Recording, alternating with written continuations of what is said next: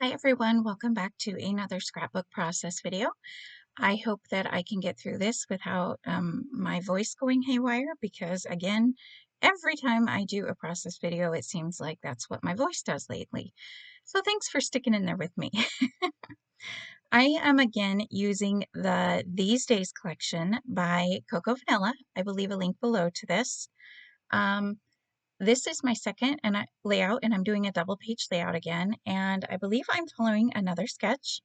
This one is by Scrapbook Generation, so I can't show it to you. I need to be better about showing the sketches that I can share with you, but I am going to be scrapbooking some photos of me and my youngest when we had our family pictures taken in 2017 or 18. I can't remember, but I actually it was 2017, I believe. So he looks really young there, first of all. But I am playing around. So the sketch calls for like a larger block of pattern paper on the top and a smaller block on the bottom. So I really wanted to use that floral because it's gorgeous. I also wanted to pull in like a more subtle pattern for the top. You can see right now I'm cutting down that wood grain, which is so hard for me to cut down because I think I mentioned in the last video, I love that wood grain. And the other side is that floral. But I needed some photo mats, and because I knew having those pattern papers, my photos were going to need some help standing out. And I didn't want to use just white cardstock again. I do that, just trying to use my pattern papers and my stash, right? So just trying different things lately. Um, so as much as it hurt me to cut up that wood grain, I went ahead and did that. And I'm really glad because it really goes well. When you see the photos, they look really good on that wood grain. So the 12 inches, the paper is 12 inches. So I believe there's 4 inches at the bottom and 8 at the top. So that green is 8 on both sides. And they're 12 inches wide. So on one side, let me measure here so that you can know. It looks like I put 5.5 of this pattern paper on the left-hand side, and whatever that is minus 12, 6.5 then, I guess, on the right-hand side. And this is another layout that just came together so well, and I really love it. And I think making these layouts was actually helping me out. I may have mentioned I was kind of not feeling it, kind of feeling in a slump. Everything I tried just wasn't working out. I know I've said a lot that I don't really care for this layout or it's not my favorite. I think that's just because I just wasn't feeling the scrapbooking for a small amount of time. And, I guess maybe not a small amount of time. It was like about a month. And so all the layouts, when you're just not feeling it, you just aren't feeling it. So it's not that I haven't really liked any of my layouts, it's just that I don't think they were my favorite lately, but these ones that I've done with this collection, this 3 layouts that I have, videos for, and the one that I did a live for actually, they all really I'm super happy with all of them, and I think it's just because it's what I felt like using. I didn't feel like I had to use a certain collection for a certain reason, just different reasons, so I think that made a difference, and, I've been pulling out my peel-offs a little bit more. I'm trying to remember to pull those out, and I am going to add some strips along both sides of the pattern papers, not where they meet in the middle, so, the 2 pages are gonna meet in the middle, but here on the bottom and the top right, and on the bottom and the top left of these pattern papers, I'm going to be using them. And I think also kind of breaking out of my norm maybe, trying different things, like the last layout, I used the border die, or the border, excuse me, border punch. I'm never going to get those straight. I used that on that one random green paper, which was on the sketch, but it was something I probably would have just cut a separate border die. And I don't know. Anyways, I probably talked about that in that video, so I'm not going to rehash all that, but just doing different things. Like, I don't think I've ever used this sketch where it has just the paper in the middle and then the whites on the edge. And you could use a third pattern paper instead of the white if you wanted. I thought about that, but I know that I do better with the white background. So, I want to change it up a little, but I don't want to make it so it's like I don't enjoy it at all or that it's really hard. So, trying some new things is a good way to kind of get back in there, and but also keeping in mind your good old go-tos. Don't forget about those. Um, I believe the sketch called for different sizes of photos, but I changed mine around to work for me. I know I at least changed that sketch on the very far left is a 5x7, and I believe they had a 4x6 there. So just letting you know.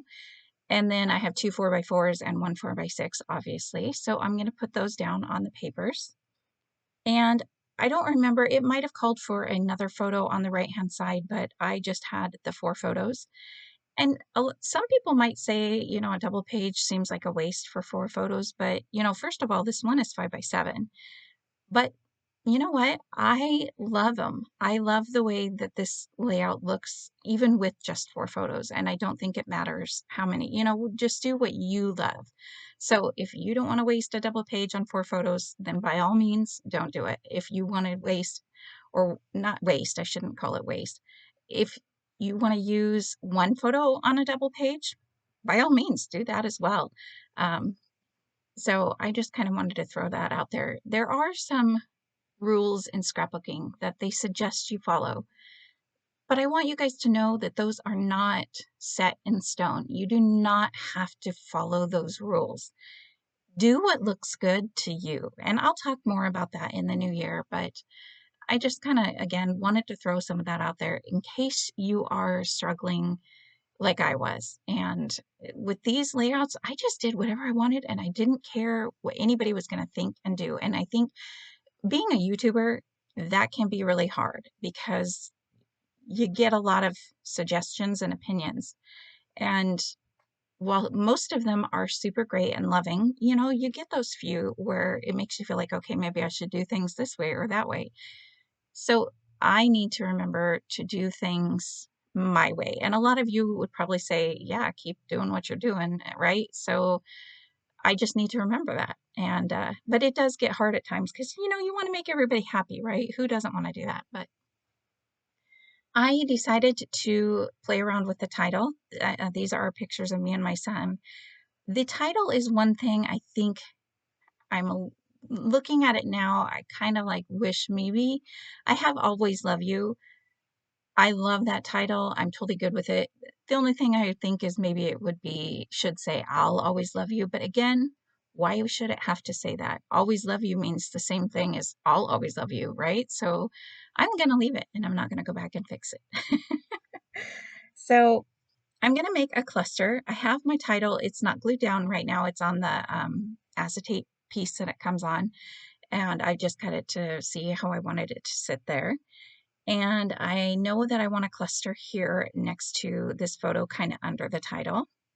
And then I am going to make another cluster over on the very left-hand side, kind of where I put that one word phrase. That word phrase says love grows here. I just thought that that was really sweet as well.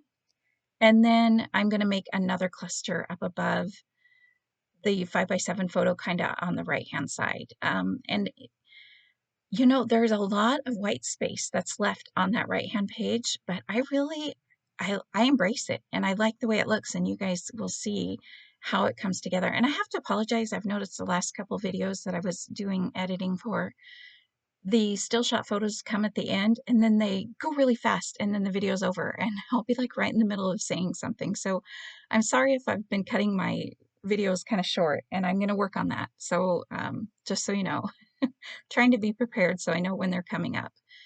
But another thing I want you to notice is that these are photos. I'm in them and I'm a girl. Yeah, my son's a boy, but I'm still adding florals, and I don't care that he's a boy and he's in this with florals. I love using florals with boys.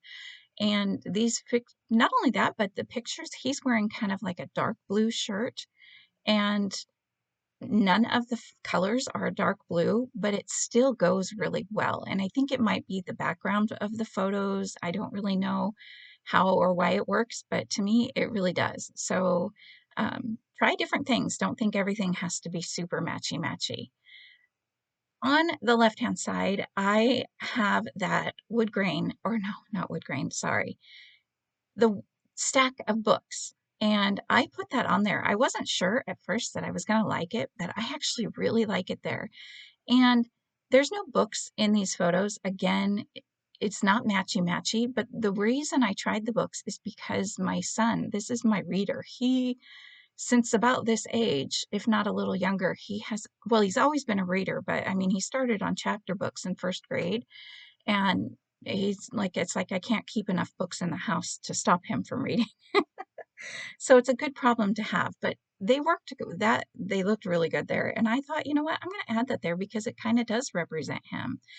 And then on this side, you know, I was trying to do things other than just the florals. So you can see on this side here, I even added that typewriter. And hey, look at this. I'm even adding this little banner.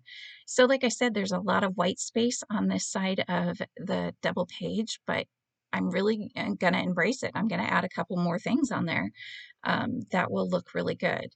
And up in that cluster that is by on top of the photos, atop the 5x7, again, there's a sign that says home. We are not at home, but like in my last layout where it says home is wherever I am with you, people say that a lot. That's kind of how I felt. You know, again, we're not at home in these photos, but he's my child, and he, you know, he is my home because he's my son. So and I really like the way that sign looked there. And then I also added that coffee cup up there just because he's always been my one to kind of joke. We'll go camping or something and he'll drink water out of or milk out of a coffee cup, and I'll joke with him, what are you having coffee for? You're too young, you know. And he's just been always my coffee supporter.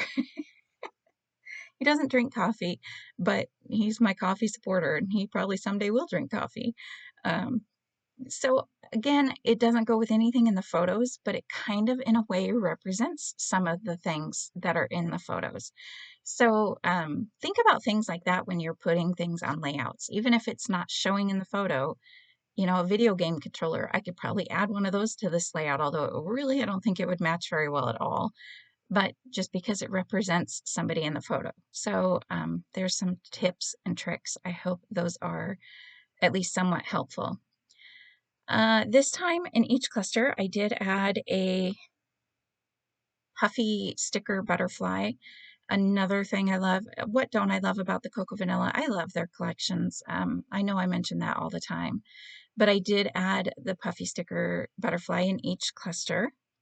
I'm pulling the colors, different colors around with the flowers, trying to make sure there's a little bit of each color in the different clusters. I do pop a couple things up with some foam tape and some things not on foam tape. I do also add in each cluster one of the gold hearts that came with this layout. I actually even add a fourth gold heart, and I add it right above the A in the word always. I really felt like it needed something there, but I didn't want to, like, there were no flowers that were the right size. I didn't want anything too big. And when I was playing around at the end, I don't know if I show it, but I was kind of playing around when I was putting down my, I'm going to add some more of the picket fence gems, and so sorry, I don't know which one.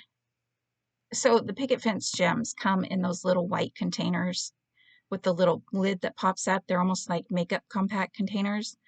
I don't like those because my gems fall out of them, the little tiny ones, and those are some of my favorites. So I've moved them to a new container, and I didn't even think about it because I didn't take the names with them, but you know, any picket fence gem would probably look really good, just match up the colors. And yeah, so I added some of those around, and I did more than just clusters of 3.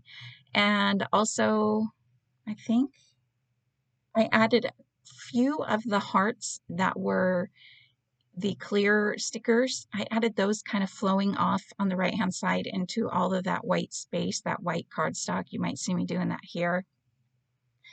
And yeah, I added also a little love this square down on in with the cluster that's on the very right hand side. Here's those hearts I was just talking about. So that is pretty much going to be it. And I'm glad I paid attention to the video, and now I know that the still shot photos are coming up here in just a second. You can see those hearts just kind of floating around. I really like how they look. I was so glad again that I did the white cardstock background because those would have gotten lost maybe on some kind of pattern paper. But they're just subtle enough to really pop out, and I'm really happy with this layout again. So here's a couple still shot photos, and I did add a little bit of Nuvo drop, the clear Nuvo drop in the center of the flowers. So I hope you guys like this layout. I hope you're enjoying these double pages with this collection, and I shall see you in the next video. Thank you so much for watching, and have a great day, everyone. Bye.